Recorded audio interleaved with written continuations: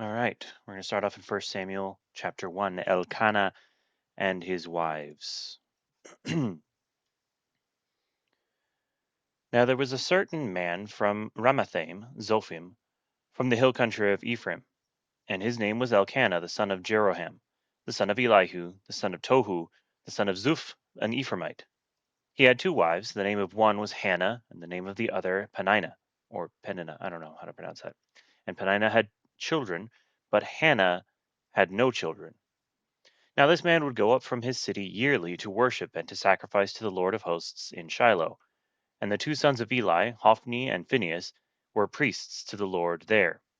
When the day came that Elkanah sacrificed, he would give portions to Peninnah his wife, and to all her sons and her daughters. But to Hannah he would give a double portion, for he loved Hannah, but the Lord had closed her womb. Her rival, however, would provoke her bitterly to irritate her, because the Lord had closed her womb. It happened year after year. As often as she went up to the house of the Lord, she would provoke her. So she wept and would not eat. Then Elkanah her husband said to her, Hannah, why do you weep, and why do you not eat? And why is your heart sad? Am I not better to you than 10 sons? Then Hannah rose after eating and drinking in Shiloh. Now Eli the priest was sitting on the seat by the doorpost of the temple of the Lord. She, greatly distressed, prayed to the Lord and wept bitterly. She made a vow and said, O Lord of hosts, if you will indeed look on the affliction of your maidservant and remember me, and not forget your maidservant, but will give your maidservant a son, then I will give him to the Lord all the days of his life, and a razor shall never come on his head. Now it came about, as she continued praying before the Lord, that Eli was watching her mouth. As for Hannah, she was speaking in her heart, only her lips were moving, but her voice was not heard. So Eli thought she was drunk. Then Eli said to her, How long will you make yourself drunk? Put away your wine from among you. But Hannah replied, No, my lord, I am a woman oppressed in spirit. I have drunk neither wine nor strong drink, but I have poured out my soul before the Lord. Do not consider your maidservant as a worthless woman, for I have spoken until now, out of my great concern and provocation. Then Eli answered and said, Go in peace, and may the God of Israel grant your petition that you have asked of him. She said, Let your maidservant find favor in your sight. So the woman went her way and ate, and her face was no longer sad.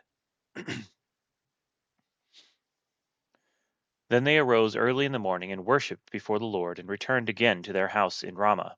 And Elkanah had relations with Hannah his wife, and the Lord remembered her. It came about in due time, after Hannah had conceived, that she gave birth to a son, and she named him Samuel, saying, Because I have asked him of the Lord. Then the man Elkanah went up with all his household to offer to the Lord the yearly sacrifice and pay his vow. But Hannah did not go up, for she said to her husband, I will not go up until the child is weaned. Then I will bring him, that he may appear before the Lord and stay there forever. Elkanah her husband said to her, Do what seems best to you. Remain until you have weaned him, only may the Lord confirm his word. So the woman remained and nursed her son until she weaned him. Now when she had weaned him, she took him up with her, with a 3-year-old bull, and 1 ephah of flour and a jug of wine, and brought him to the house of the Lord in Shiloh, although the child was young. Then they slaughtered the bull and brought the boy to Eli. She said, O my lord, as your soul lives, my lord, I am the woman who stood here beside you praying to the Lord. For this boy I prayed, and the Lord has given me my petition which I asked of him. So I have also dedicated him to the Lord. As long as he lives, he is dedicated to the Lord. And he worshipped the Lord there. Chapter 2. Then Hannah prayed and said, My heart exults in the Lord. My horn is exalted in the Lord. My mouth speaks boldly against my enemies, because I rejoice in your salvation. There is no one holy like the Lord. Indeed, there is no one besides you, nor is there any rock like our God. Boast no more so very proudly. Do not let arrogance come out of your mouth. For the Lord is a God of knowledge, and with him actions are weighed. The bows of the mighty are shattered. but the feeble gird on strength. Those who were full hire themselves out for bread, but those who were hungry cease to hunger. Even the barren gives birth to 7, but she who has many children languishes. The Lord kills and makes alive. He brings down to Sheol and raises up. The Lord makes poor and rich. He brings low, he also exalts. He raises the poor from the dust. He lifts the needy from the ash heap, to make them sit with nobles and inherit a seat of honor. For the pillars of the earth are the Lord's, and he set the world on them. He keeps the feet of his godly ones, but the wicked ones are silenced in darkness. For not by might shall a man prevail. Those who contend with the Lord will be shattered. Against them he will thunder in the heavens. The Lord will judge the ends of the earth, and he will give strength to his king, and will exalt the horn of his anointed. Then Elkanah went to his home at Ramah, but the boy ministered to the Lord before Eli the priest. Now the sons of Eli were worthless men. They did not know the Lord, and the custom of the priests with the people. When any man was offering a sacrifice, the priest's servant would come while the meat was boiling, with a 3-pronged fork in his hand. Then he would thrust it into the pan or kettle or cauldron or pot. All that the fork brought up, the priest would take for himself. Thus they did in Shiloh to all the Israelites who came there.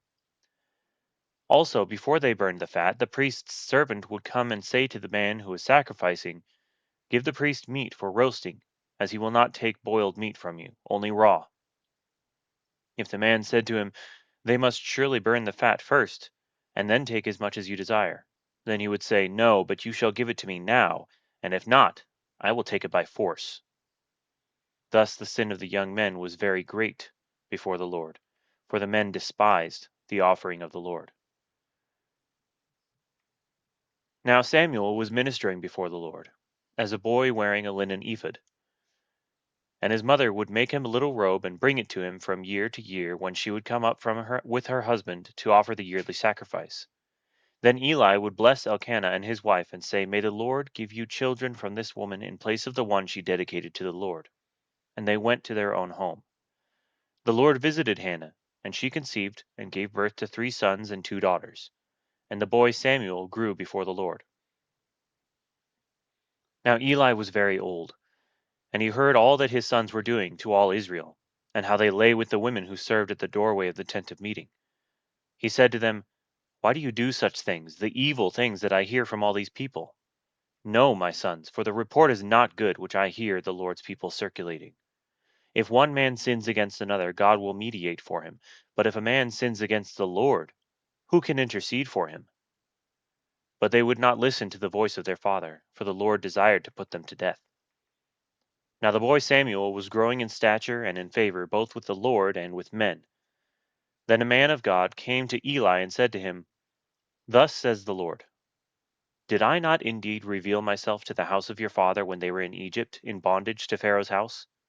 Did I not choose them from all the tribes of Israel to be my priests, to go up to my altar to burn incense, to carry an ephod before me? And did I not give to the house of your father all the fire offerings of the sons of Israel? Why do you kick at my sacrifice and at my offering which I have commanded in my dwelling, and honor your sons above me, by making yourselves fat with the choicest of every offering of my people Israel? Therefore the Lord God of Israel declares, I will indeed say that your house and the house of your father should walk before me forever. But now the Lord declares, far be it from me, for those who honor me I will honor, and those who despise me will be lightly esteemed. Behold, the days are coming when I will break your strength and the strength of your father's house, so that there will not be an old man in your house. You will see the distress of my dwelling, in spite of all the good that I do for Israel, and an old man will not be in your house forever. Yet I will not cut off every man of yours from my altar, so that your eyes will fail from weeping and your soul grieve, and all the increase of your house will die in the prime of life. This will be the sign to you which will come concerning your 2 sons, Hophni and Phinehas. On the same day both of them will die. But I will raise up for myself a faithful priest, who will do according to what is in my heart and in my soul. And I will build him an enduring house, and he will walk before my anointed always. Everyone who is left in your house will come and bow down to him for a piece of silver or a loaf of bread, and say, Please, assign me to one of the priest's offices so that I may eat a piece of bread. Chapter 3. Now the boy Samuel was ministering to the Lord before Eli, and the word from the Lord was rare in those days. Visions were infrequent. It happened at that time, as Eli was lying down in his place. Now his eyesight had begun to grow dim, and he could not see well, and the lamp of God had not yet gone out.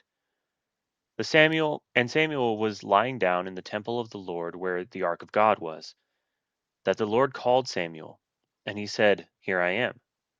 Then he ran to Eli, and said, Here I am, for you called me. But he said, I did not call. Lie down again. So he went and lay down. The Lord called yet again, Samuel. So Samuel arose and went to Eli, and said, Here I am, for you called me. But he answered, I did not call, my son. Lie down again. Now Samuel did not yet know the Lord, nor had the word of the Lord yet been revealed to him. So the Lord called Samuel again for the third time, and he arose and went to Eli and said, Here I am, for you called me. Then Eli discerned that the Lord was calling the boy. And Eli said to Samuel, Go lie down, and it shall be, if he calls you, that you shall say, Speak, Lord, for your servant is listening. So Samuel went and lay down in his place. Then the Lord came and stood and called as at other times, Samuel, Samuel. And Samuel said, Speak, for your servant is listening. The Lord said to Samuel, Behold, I am about to do a thing in Israel, at which both ears of every one who hears it will tingle. In that day I will carry out against Eli all that I have spoken concerning his house, from beginning to end. For I have told him that I am about to judge his house forever for the iniquity which he knew, because his sons brought a curse on themselves, and he did not rebuke them. Therefore I have sworn to the house of Eli that the iniquity of Eli's house shall not be atoned for by sacrifice or offering forever. So Samuel lay down until morning. Then he opened the doors of the house of the Lord, but Samuel was afraid to tell the vision to Eli. Then Eli called Samuel and said, Samuel, my son. And he said, Here I am. He said, What is the word that he spoke to you? Please do not hide it from me. May God do so to you, and more also, if you hide anything from me, all the words that he spoke to you. So Samuel told him everything, and hid nothing from him. And he said, It is the Lord. Let him do what seems good to him. Thus Samuel grew, and the Lord was with him, and let none of his words fail. All Israel, from Dan even to Beersheba, knew that Samuel was confirmed as a prophet of the Lord. And the Lord appeared again at Shiloh, because the Lord revealed himself to Samuel at Shiloh by the word of the Lord.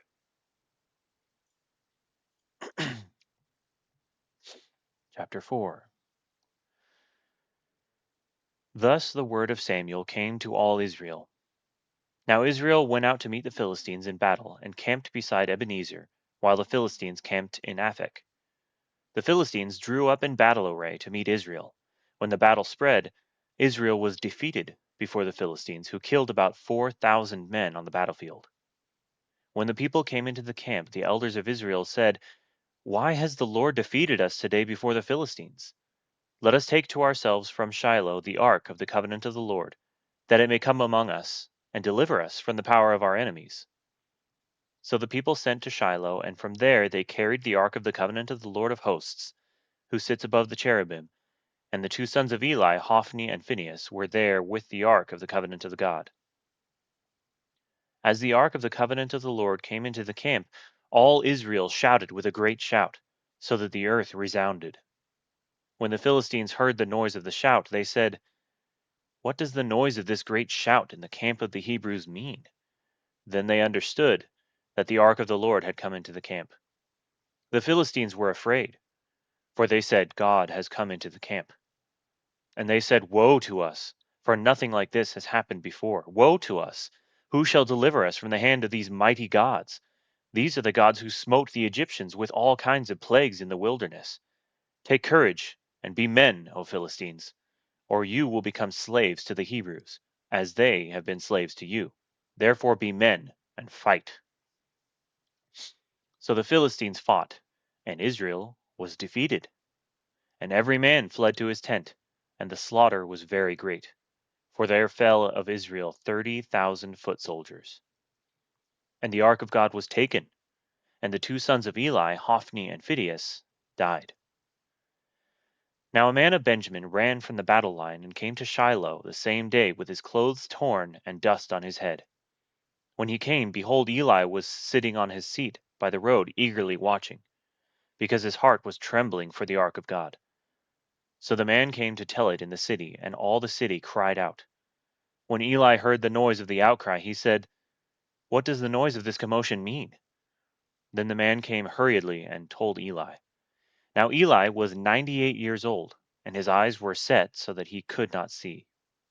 The man said to Eli, "I am the one who came from the battle line. Indeed, I escaped from the battle line today." And he said, "How did things go, my son?" Then the one who brought the news replied, "Israel has fled before the Philistines, and there has also been a great slaughter among the people, and your two sons also, Hophni and Phinehas, are dead, and the ark of God has been taken."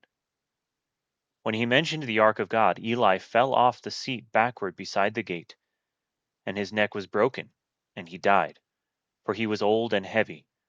Thus he judged Israel 40 years. Now his daughter-in-law, Phinehas's wife, was pregnant and about to give birth. And when she heard the news that the ark of God was taken, and that her father-in-law and her husband had died, she kneeled down and gave birth, for her pains came upon her.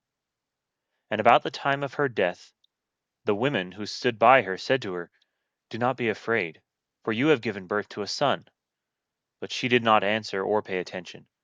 And she called the boy Ichabod, saying, "The glory has departed from Israel," because the ark of God was taken, and because of her father-in-law and her husband. She said, "The glory has departed from Israel, for the ark of God was taken."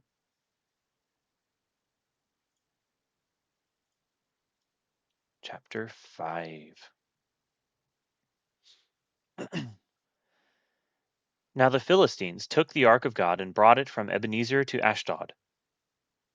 Then the Philistines took the ark of God and brought it to the house of Dagon and set it by Dagon. When the Ashdodites rose early the next morning, behold, Dagon had fallen on his face to the ground before the ark of the Lord. By the way, Dagon was one of their idols. It was like a statue. Dagon had fallen on his face to the ground before the ark of the Lord. So they took Dagon and set him on his place again. But when they arose early the next morning, behold, Dagon had fallen on his face to the ground before the ark of the Lord. And the head of Dagon and both the palms of his hands were cut off on the threshold.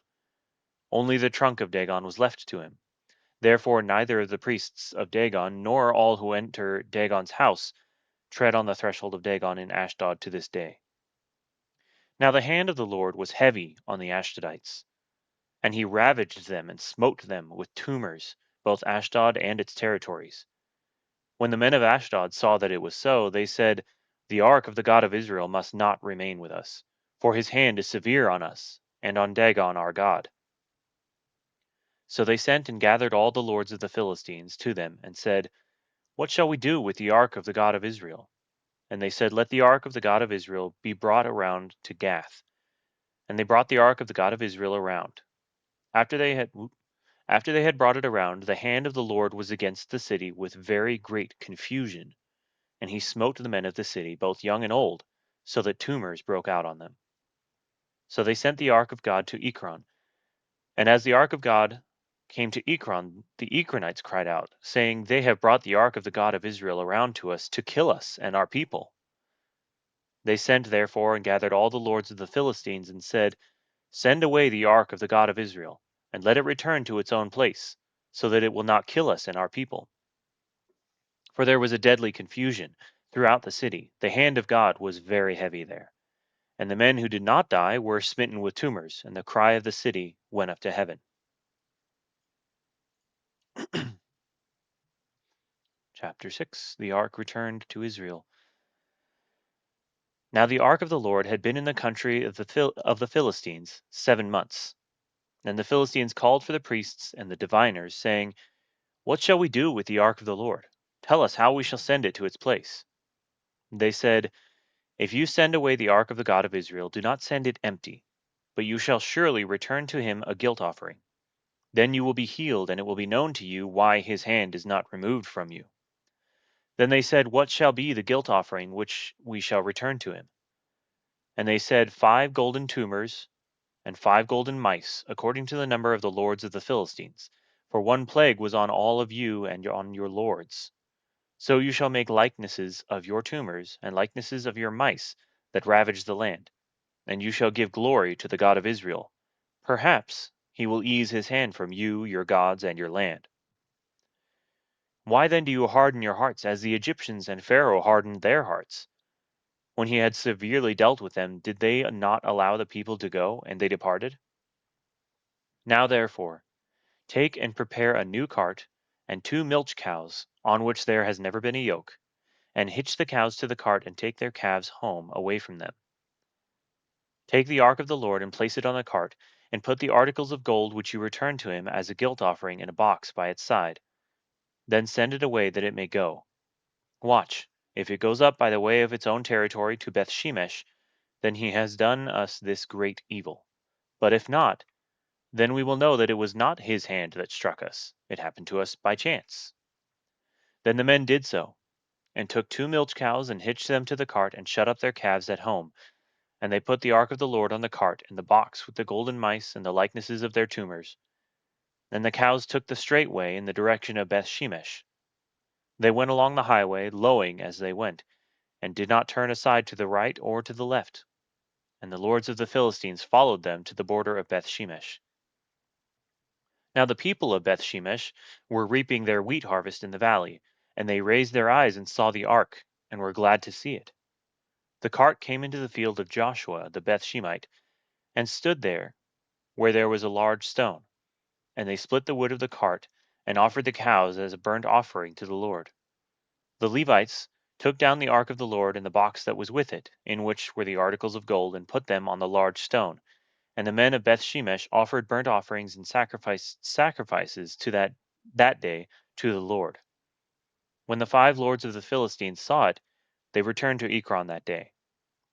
These are the golden tumors which the Philistines returned for a guilt offering to the Lord: one for Ashdod, one for Gaza, one for Ashkelon, one for Gath, one for Ekron, and the golden mice according to the number of all the cities of the Philistines belonging to the 5 lords, both of fortified cities and of country villages. The large stone on which they set the ark of the Lord is a witness to this day in the field of Joshua the Beth Shemite.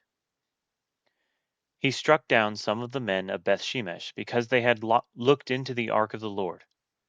He struck down of all the people 50,070 men, and the people mourned because the Lord had struck the people with a great slaughter. The men of Beth Shemesh said, "Who is able to stand before the Lord, this holy God? And to whom shall he go up from us?" So they sent messengers to the inhabitants of Kiriath Jearim, saying, "The Philistines have brought back the ark of the Lord. Come down and take it up to you."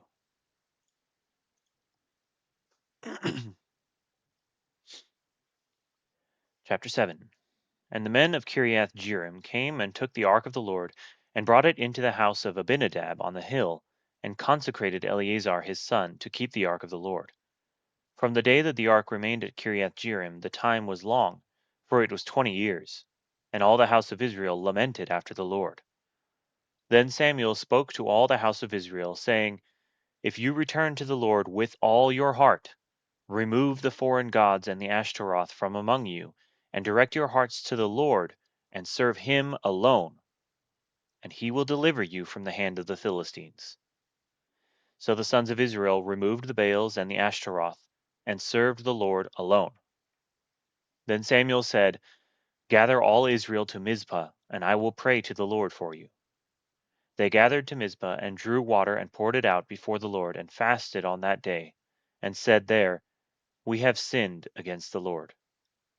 And Samuel judged the sons of Israel at Mizpah. Now when the Philistines heard that the sons of Israel had gathered to Mizpah, the lords of the Philistines went up against Israel. And when the sons of Israel heard it, they were afraid of the Philistines. Then the sons of Israel said to Samuel, "Do not cease to cry out to the Lord our God for us, that he may save us from the hand of the Philistines." Samuel took a suckling lamb and offered it for a whole burnt offering to the Lord. And Samuel cried to the Lord for Israel, and the Lord answered him. Now Samuel was offering up the burnt offering, and the Philistines drew near to battle against Israel. But the Lord thundered with a great thunder on that day against the Philistines, and confused them, so that they were routed before Israel. The men of Israel went out of Mizpah and pursued the Philistines, and struck them down as far as below Beth-kar. Then Samuel took a stone and set it between Mizpah and Shen, and named it Ebenezer, saying, "Thus far the Lord has helped us." So the Philistines were subdued, and they did not come any more within the border of Israel. And the hand of the Lord was against the Philistines all the days of Samuel. The cities which the Philistines had taken from Israel were restored to Israel, from Ekron even to Gath, and Israel delivered their territory from the hand of the Philistines. So there was peace between Israel and the Amorites. Now Samuel judged Israel all the days of his life. He used to go annually on circuit to Bethel and Gilgal and Mizpah, and he judged Israel in all these places. Then his return was to Ramah, for his house was there. And there he judged Israel, and he built there an altar to the Lord. All right, chapter 8, Israel demands a king. And it came about, when Samuel was old, that he appointed his sons judges over Israel. Now the name of his firstborn was Joel, and the name of his second Abijah. They were judging in Beersheba. His sons, however, did not walk in his ways, but turned aside after dishonest gain, and took bribes, and perverted justice. Then all the elders of Israel gathered together and came to Samuel at Ramah, and they said to him, "Behold, you have grown old, and your sons do not walk in your ways. Now appoint a king for us to judge us like all the nations." But the thing was displeasing in the sight of Samuel when they said, "Give us a king to judge us." And Samuel prayed to the Lord. The Lord said to Samuel, "Listen to the voice of the people in regard to all that they say to you. For they have not rejected you, but they have rejected me from being king over them. Like all the deeds which they have done since the day that I brought them up from Egypt, even to this day, in that they have forsaken me and served other gods, so they are doing to you also. Now then, listen to their voice. However, you shall solemnly warn them and tell them of the procedure of the king who will reign over them."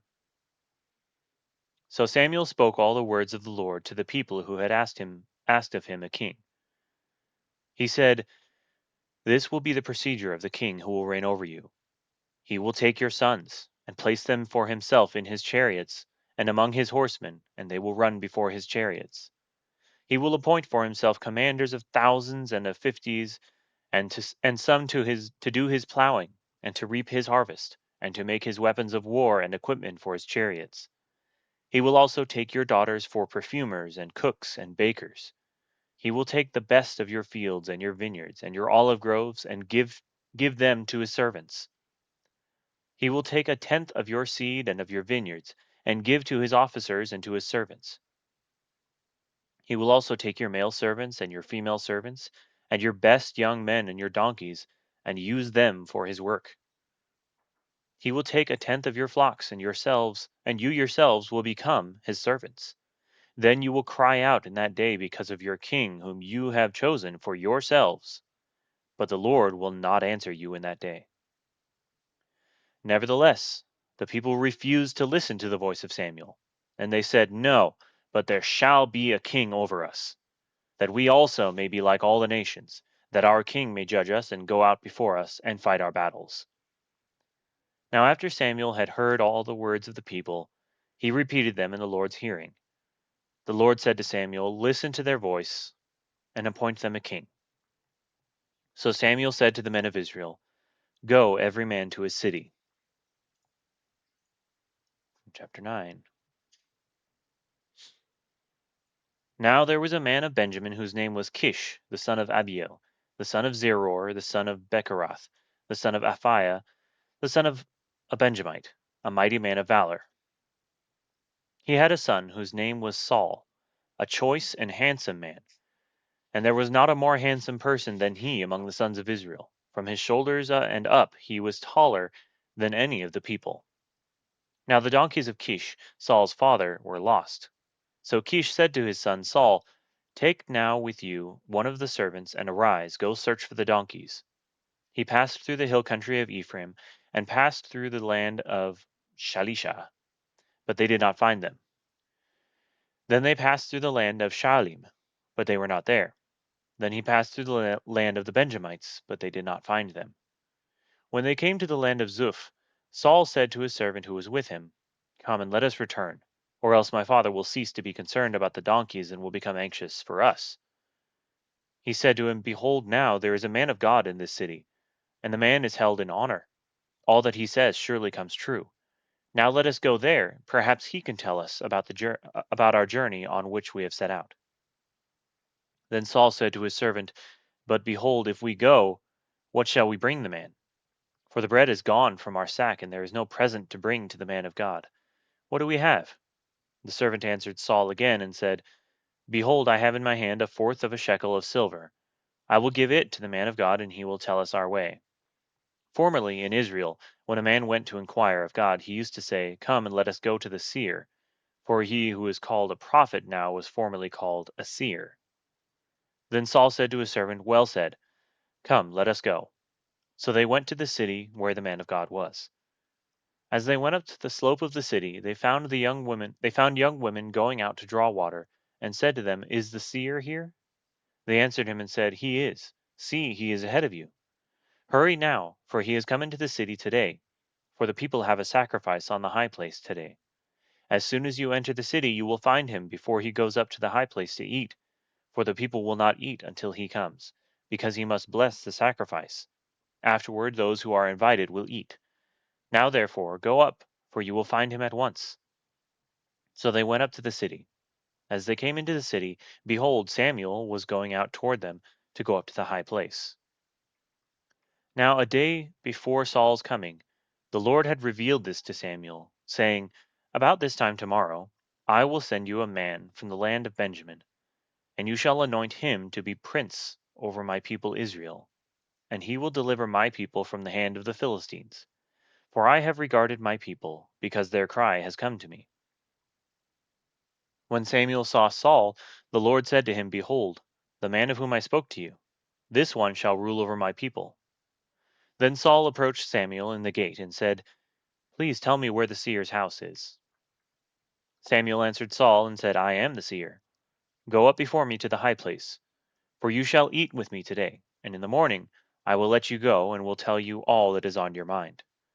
As for your donkeys, which were lost 3 days ago, do not set your mind on them, for they have been found. And for whom is all that desirable in Israel? Or for whom is all that is desirable in Israel? Is it not for you, and for all your father's household?" Saul replied, "Am I not a Benjamite, of the smallest of the tribes of Israel, and my family the least of all the families of the tribe of Benjamin? Why then do you speak to me in this way?" Then Samuel took Saul and his servant, and brought them into the hall, and gave them a place at the head of those who were invited, who were about 30 men. Samuel said to the cook, "Bring the portion that I gave you, concerning which I said to you, set it aside." Then the cook took up the leg with what was on it, and set it before Saul. And Samuel said, "Here is what has been reserved. Set it before you, and eat, because it has been kept for you until the appointed time, which I said, since I said I have invited the people." So Saul ate with Samuel that day. Then they came down from the high place into the city. When they came down from the high place into the city, Samuel spoke with Saul on the roof. And they arose early, and at daybreak Samuel called to Saul on the roof, saying, "Get up, that I may send you away." So Saul arose, and both he and Samuel went out to the street. As they were going down to the edge of the city, Samuel said to Saul, "Say to the servant that he might go ahead of us and pass on, but you remain standing now, that I may proclaim the word of God to you."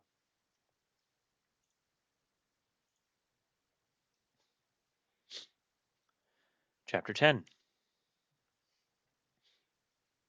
Then Samuel took the flask of oil, poured it on his head, kissed him, and said, Has not the Lord anointed you a ruler over his inheritance? When you go from me today, then you will find 2 men close to Rachel's tomb in the territory of Benjamin at Zelzah, and they will say to you, The donkeys which you went to look for have been found. Now behold, your father has ceased to be concerned about the donkeys and is anxious for you, saying, What shall I do about my son? Then you will go on further from there, and you will come as far as the oak of Tabor, and there 3 men going up to God at Bethel will meet you, one carrying 3 young goats, another carrying 3 loaves of bread, and another carrying a jug of wine. And they will greet you and give you 2 loaves of bread, which you will accept from their hand. Afterward you will come to the hill of God, where the Philistine garrison is. And it shall be, as soon as you have come to there, as soon as you have come there to the city, that you will meet a group of prophets coming down from the high place with harp, tambourine, flute, and a lyre before them, and they will be prophesying. Then the Spirit of the Lord will come upon you mightily, and you shall prophesy with them, and be changed into another man. It shall be, when these signs come to you, do for yourself what the occasion requires, for God is with you. And you shall go down before me to Gilgal, and behold, I will come down to you to offer burnt offerings and sacrifice peace offerings. You shall wait 7 days until I come to you and show you what you should do. Then it happened, when he turned his back to leave Samuel, God changed his heart, and all those signs came about on that day. When they came to the hill there, behold, a group of prophets met him, and the Spirit of God came upon him mightily, so that he prophesied among them. It came about, when all who knew him previously saw that he prophesied now with the prophets, that the people said to one another, What has happened to the son of Kish? Is Saul also among the prophets? A man there said, Now who is their father? Therefore it became a proverb, Is Saul also among the prophets? When he had finished prophesying, he came to the high place. Now Saul's uncle said to him and his servant, Where did you go? And he said, To look for the donkeys. When we saw that they could not be found, we went to Samuel. Saul's uncle said, Please tell me what Samuel said to you. So Saul said to his uncle, He told us plainly that the donkeys had been found. But he did not tell him about the matter of the kingdom which Saul had mentioned. Thereafter Samuel called the people together to the Lord at Mizpah, and he said to the sons of Israel, Thus says the Lord, the God of Israel, I brought Israel up from Egypt, and I delivered you from the hand of the Egyptians, and from the power of all the kingdoms that were oppressing you. But you have today rejected your God, who delivers you from all your calamities and your distresses. Yet you have said, No, but set a king over us. Now therefore present yourselves before the Lord by your tribes and by your clans. Thus Samuel brought all the tribes of Israel near, and the tribe of Benjamin was taken by lot. Then he brought the tribe of Benjamin near by its families, and the Matrite family was taken. And Saul, the son of Kish, was taken, but they looked for him. But when they looked for him, he could not be found. Therefore they inquired further of the Lord, Has the man come here yet? So the Lord said, Behold, he is hiding himself by the baggage. So they ran and took him from there. And when he stood among the people, he was taller than any of the people from his shoulders upward. Samuel said to all the people, Do you see him whom the Lord has chosen? Surely there is no one like him among all the people. So all the people shouted and said, Long live the king! Then Samuel told the people the ordinances of the kingdom, and wrote them in the book and placed it before the Lord. And Samuel sent all the people away, each one to his house. Saul also went to his house at Gibeah, and the valiant men whose hearts God had touched went with him. But certain worthless men said, How can this one deliver us? And they despised him, and did not bring him any present. But he kept silent. This guy is like taller than anyone else in Israel, and he was hiding amongst the baggage. Bruh. Anyway, chapter 11. Saul defeats the Ammonites. Now Nahash the Ammonite came up and besieged Jabesh Gilead, and all the men of Jabesh said to Nahash, Make a covenant with us, and we will serve you. But Nahash the Ammonite said to them, I will make it with you on this condition, that I will gouge out the right eye of every one of you. Thus I will make it a reproach on all Israel. The elders of Jabesh said to him, Let us alone for 7 days, that we may send messengers throughout the territory of Israel. Then, if there is no one to deliver us, we will come out to you. Then the messengers came to Gibeah of Saul, and spoke these words in the hearing of the people. And all the people lifted up their voices and wept. Now behold, Saul was coming from the field behind the oxen, and he said, What is the matter with the people that they weep? So they related to him the words of the men of Jabesh. Then the Spirit of God came upon Saul mightily when he heard these words, and he became very angry. He took a yoke of oxen and cut them in pieces, and sent them throughout the territory of Israel by the hand of messengers, saying, Whoever does not come out after Saul and after Samuel, so it shall be done to this oxen. Then the dread of the Lord fell on the people, and they came out as one man. He numbered them in Bezek, and the sons of Israel were 300,000, and the men of Judah 30,000. They said to the messengers who had come, Thus you shall say to the men of Jabesh Gilead, Tomorrow, by the time the sun is hot, you will have deliverance. So the messengers went and told the men of Jabesh, and they were glad. Then the men of Jabesh said, Tomorrow we will come out to you, and you may do to us whatever seems good to you. The next morning Saul put the people in 3 companies, and they came into the midst of the camp at the morning watch, and struck down the Ammonites until the heat of the day. Those who survived were scattered, so that no 2 of them were left together. My nose itches. Then the people said to Samuel, Who is he that said, Shall Saul reign over us? Bring the men, that we may put them to death.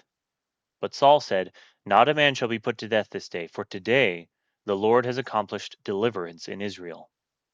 Then Samuel said to the people, Come and let us go to Gilgal, and renew the kingdom there. So all the people went to Gilgal, and there they made Saul king before the Lord in Gilgal.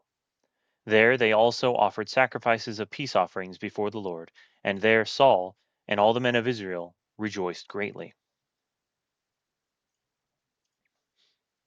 Chapter 12.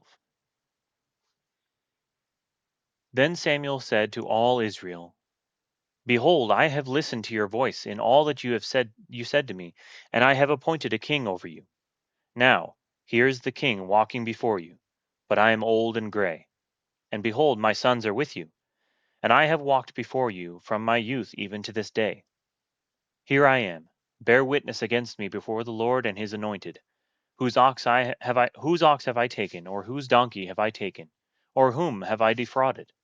Whom have I oppressed, or from whose hand have I taken a bribe to blind my eyes with it? I will restore it to you. They said, You have not defrauded us, or oppressed us, or taken anything from any man's hand.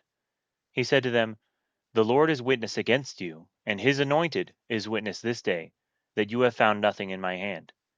And they said, He is witness. Then Samuel said to the people, It is the Lord who appointed Moses and Aaron, who brought your fathers up from the land of Egypt. So now, take your stand, that I may plead with you before the Lord concerning all the righteous acts of the Lord which he did for you and your fathers.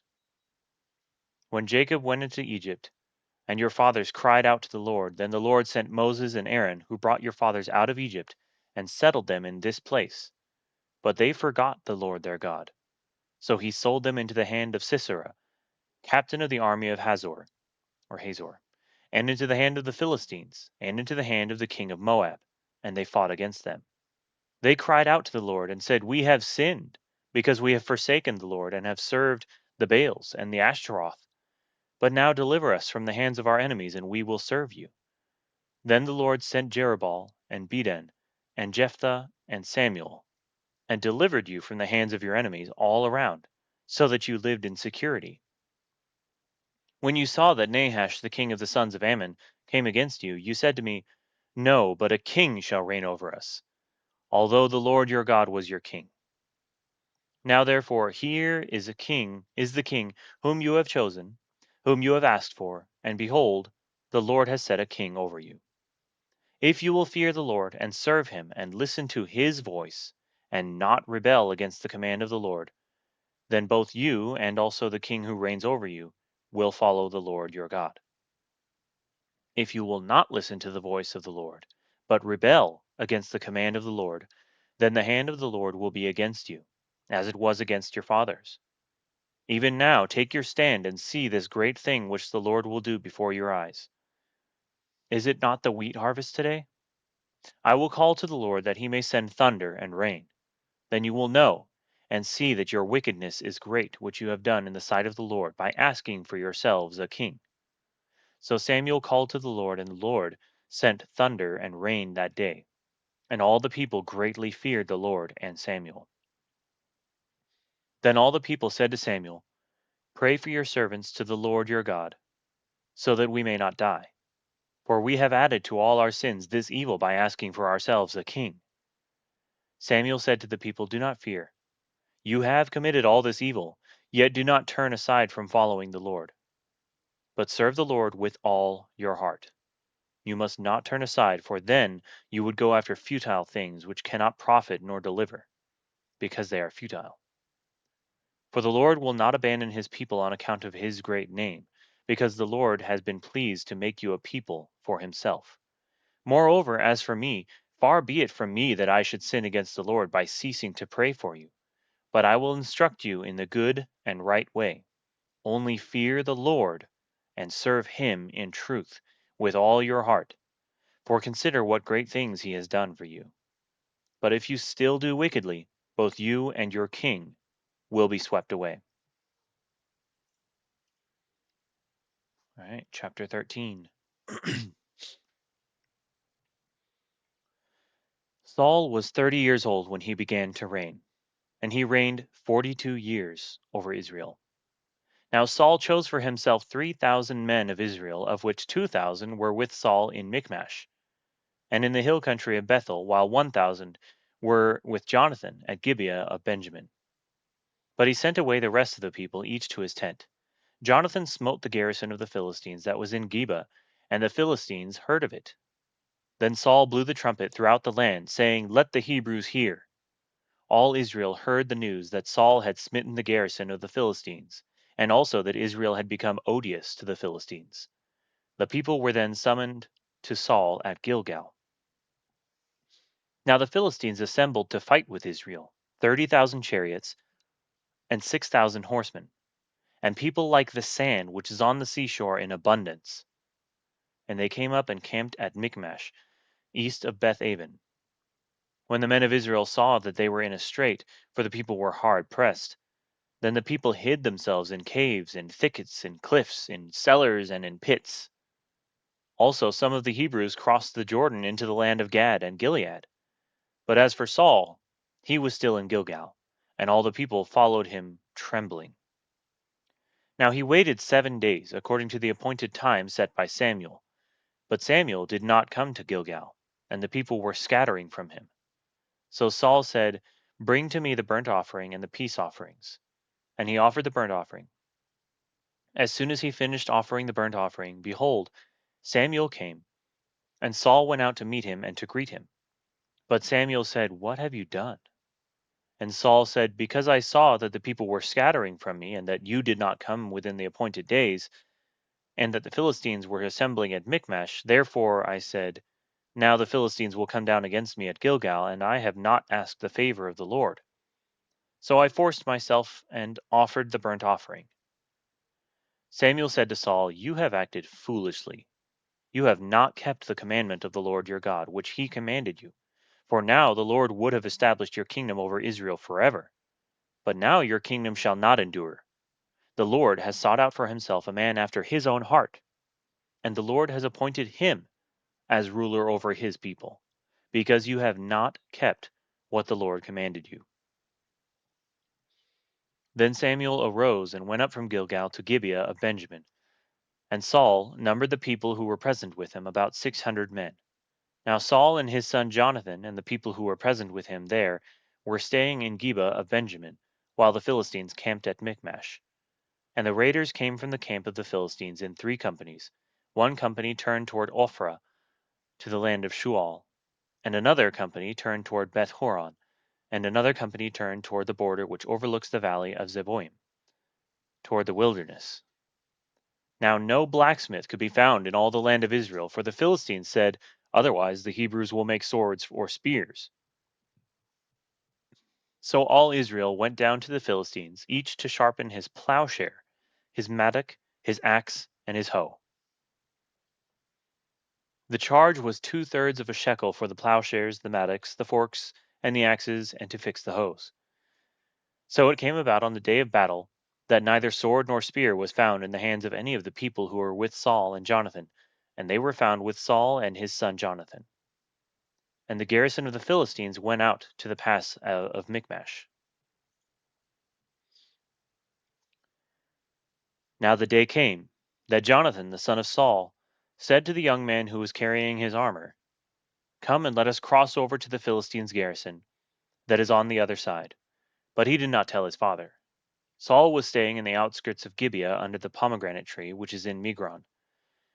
And the people who were with him were about 600 men. And Ahijah the son of Ahitub, Ichabod's brother, the son of Phinehas, the son of Eli, the priest of the Lord at Shiloh, was wearing an ephod. And the people did not know that Jonathan had gone. Between the passes by which Jonathan sought to cross over the Philistines' garrison, there was a sharp crag on the one side and a sharp crag on the other side. And the name of the one was Bozez, and the name of the other Sineh, or Sineh. I don't know. The one crag rose to the north opposite Michmash, and the other on the south opposite Geba. Then Jonathan said to the young man who was carrying his armor, "Come and let us cross over to the garrison of these uncircumcised. Perhaps the Lord will work for us, for the Lord is not restrained to save by many or by few." His armor bearer said to him, "Do all that is in your heart. Turn yourself, and here I am with you according to your desire." Then Jonathan said, "Behold, we will cross over to the men and reveal ourselves to them. If they say to us, 'Wait until we come to you,' then we will stand in our place and not go up to them. But if they say, 'Come up to us,' then we will go up, for the Lord has given them into our hands. And this shall be the sign to us." When both of them revealed themselves to the garrison of the Philistines said, "Behold, Hebrews are coming out of the holes where they have hidden themselves." So the men of the garrison hailed Jonathan and his armor bearer, and said, "Come up to us, and we will tell you something." And Jonathan said to his armor bearer, "Come up after me, for the Lord has given them into the hands of Israel." Then Jonathan climbed up on his hands and feet, with his armor bearer behind him, and they fell before Jonathan, and his armor bearer put some to death after him. That first slaughter which Jonathan and his armor bearer made was about 20 men, with about half a furrow in an acre of land. And there was a trembling in the camp, in the field, and among all the people. Even the garrison and the raiders trembled, and the earth quaked, so that it became a great trembling. Now Saul's watchmen in Gibeah of Benjamin looked, and behold, the multitude melted away, and they went there and there, or when they went here and there. Saul said to the people who were with him, "Number now, and see who has gone from us." And when they had numbered, behold, Jonathan and his armor bearer were not there. Then Saul said to Ahijah, "Bring the ark of God here." For the ark of God was at that time with the sons of Israel. While Saul talked to the priest, the commotion in the camp of the Philistines continued and increased, so that Saul said to the priest, "With, Withdraw your hand."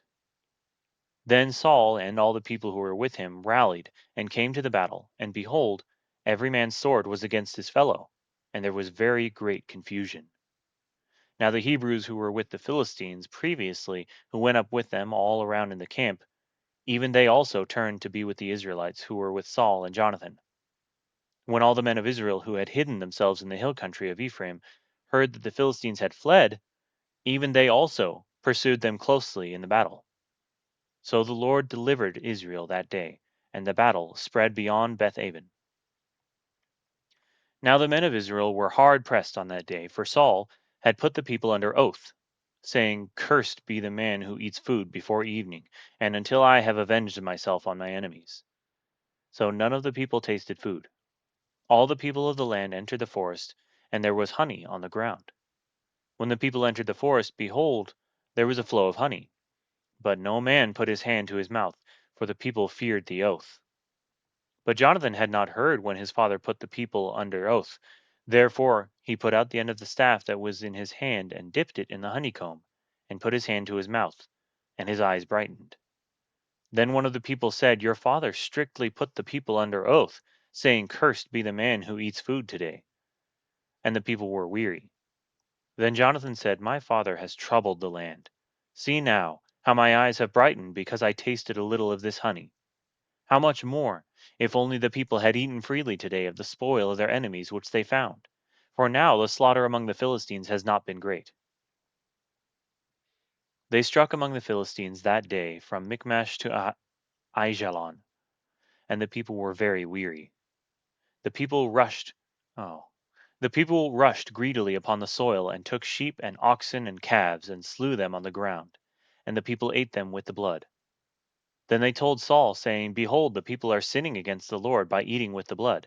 And he said, "You have acted treacherously. Roll a great stone to me today." Saul said, "Disperse yourselves among the people, and say to them, Each one of you bring me his ox or his sheep, and slaughter it here, and eat, and do not sin against the Lord by eating with the blood." So all the people that night brought each one his ox with him, and slaughtered it there. And Saul built an altar to the Lord. It was the first altar that he built to the Lord. Then Saul said, "Let us go down after the Philistines by night, and take spoil among them until the morning light, and let us not leave a man of them." Hang on, snoozing the ads. Okay. Then Saul said, "Let us go down after the Philistines by night, and take spoil among them until the morning light, and let us not leave a man of them." And they said, "Do whatever seems good to you." So the priests said, "Let us draw near to God there." Saul inquired of God, "Shall I go down after the Philistines? Will you give them into the hand of Israel?" But he did not answer him on that day. Saul said, "Draw near here, all you chiefs of the people, and investigate, and see how this sin has happened today. For as the Lord lives who delivers Israel, though it is in Jonathan my son, he shall surely die." But not one of all the people answered him. Then he said to all Israel, "You shall be on one side, and I and Jonathan my son will be on the other side." And the people said to Saul, "Do what seems good to you." Therefore Saul said to the Lord, the God of Israel, "Give a perfect lot." And Jonathan and Saul were taken, but the people escaped. Saul said, "Cast lots between me and Jonathan my son." And Jonathan was taken. Then Saul said to Jonathan, "Tell me what you have done." So Jonathan told him, and said, "I indeed tasted a little honey with the end of the staff that was in my hand. Here I am. I must die." Saul said, "May God do this to me, and more also, for you shall surely die, Jonathan." But the people said to Saul, "Must Jonathan die, who has brought about this great deliverance in Israel? Far from it. As the Lord lives, not one hair of his head shall fall to the ground, for he has worked with God this day." So the people rescued Jonathan, and he did not die. Then Saul went up from pursuing the Philistines, and the Philistines went to their own place. Now when Saul had taken the kingdom over Israel, he fought against all his enemies on every side, against Moab, the sons of Ammon, Edom, the kings of Zobah, and the Philistines, and wherever he turned he inflicted punishment. He acted valiantly, and defeated the Amalekites, and delivered Israel from the hands of those who plundered them. Now the sons of Saul were Jonathan, and Ishvi, and Malchishua, excuse me. And the names of his two daughters were these: the name of the firstborn, Merab, and the name of the younger, Michal. The name of Saul's wife was Ahinoam, the daughter of Ahimaaz. And the name of the captain of his army was Abner, the son of Ner, Saul's uncle. Kish was the father of Saul, and Ner, the father of Abner, was the son of Abiel. Now the war against the Philistines was severe all the days of Saul. And when Saul saw any mighty man or any valiant man, he attached him to his staff. Okay. Wow. All right, time's up. We made it through 14 chapters.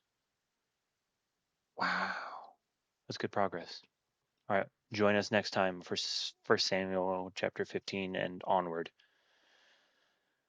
And stay tuned because I'm going to be getting on Halo in a couple minutes. I'll be playing Halo on Legendary. Continuing. All right, I'll be right back.